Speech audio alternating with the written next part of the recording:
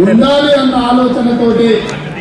తెలంగాణ రాష్ట్ర ముఖ్యమంత్రిగా ప్రమాణ స్వీకారం చేసిన వెంటనే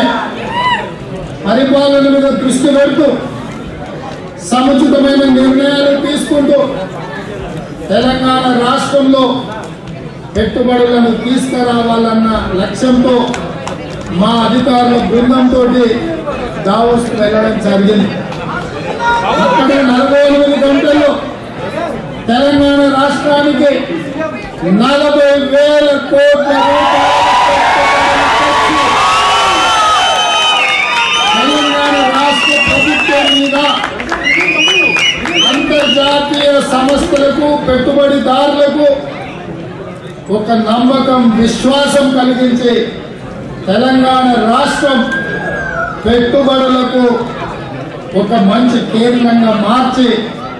ఈరోజు తెలంగాణ రాష్ట్రాన్ని అభివృద్ధి పదం వైపు నడిపించడానికి ప్రయత్నం చేస్తున్నాం. దేశ సరిహద్దు దాటిన తర్వాత రాజకీయాలు మాట్లాడొద్దు, రాజకీయాల చర్చ ఉండొద్దు,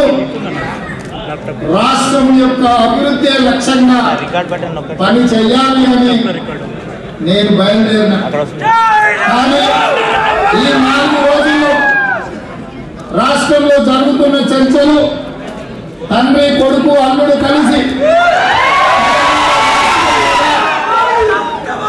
అక్కడ ప్రజలు ఎన్నుకున్న ప్రజాప్రభుత్వం మీద చేస్తున్న దాడులను చూసిన తర్వాత మీ ద్వారా ఈ లండన్ గడ్డ మీద నుంచి గ్రేట్ బ్రిటన్ నుంచి పిల్ల రంగా చార్లెస్ సోమరాజులను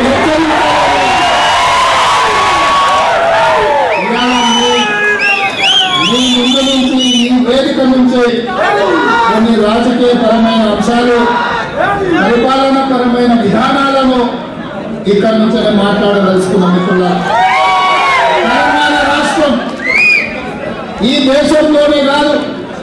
హైదరాబాద్ నగరం ప్రపంచంలోనే ప్రసిద్ధిగాంచిన నగరం. ఈ నగర అభివృద్ధిలో ఆనాడు శ్రీమతి ఇందిరాగాంధీ గారు హైదరాబాదు సరిహద్దుల్లో BHCL, BDL, dynamic limited, IDPL ఇట్లాంటి ఎన్నో సంస్థల్ని అక్కడ నెలకొల్పడం వల్ల అంతర్జాతీయ స్థాయిలో హైదరాబాద్ నగరానికి గుర్తింపు వచ్చింది. ఆ తర్వాత మన దేశానికి కంప్యూటర్ను పరిచయం చేసిన రాజీవ్ గాంధీ, ఆ తర్వాత సంక్షేమానికి ఆరాధ్య దైవమైన నందమూరి తారక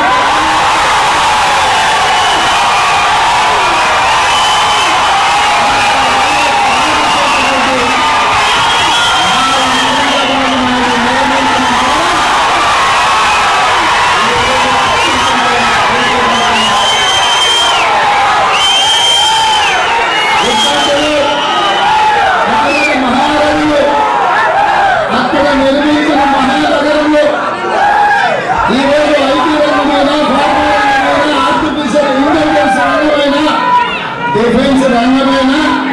ఏ రంగం వేసినా ఆనాటి నాయకులు ఏర్పాటు చేసిన అభివృద్ధికి సహకరించిన విధానాలను కొనసాగించాలనే మీ అన్నగా రేవంత్ అన్నగా మంచి ఎవరు చేసినా, మంచి పనులకు ఎవరు పునాది రాయి వేసినా వాటిని పాటించడానికి, వాటిని కొనసాగించడానికి నాకు కానీ మా ప్రభుత్వానికి కానీ కాంగ్రెస్ పార్టీ కానీ ఎలాంటి బేసిజాలు లేవు. కొంతమంది కుటుంబం కోసం రాష్ట్రాన్ని ఫలంగా పెట్టి లక్షలాది కోట్ల రూపాయలు దోపిడీ చేసి ఇవాళ అవినీతి గురించి చర్చలే జరగదు, రాష్ట్రం యొక్క ఆర్థిక పరిస్థితిని ప్రజలకు వివరించొద్దు అని కొంతమంది ఈరోజు మాట్లాడుతున్నారు. మిత్రులారా, 60 సంవత్సరాలు 16 మంది ముఖ్యమంత్రులు తెలంగాణ రాష్ట్రానికి ఇచ్చిన అప్పు 72,000 కోట్లు అయితే ఒకే ఒక్క కుటుంబం 10 సంవత్సరాలలో 7 లక్షల కోట్ల రూపాయల అప్పు చేసి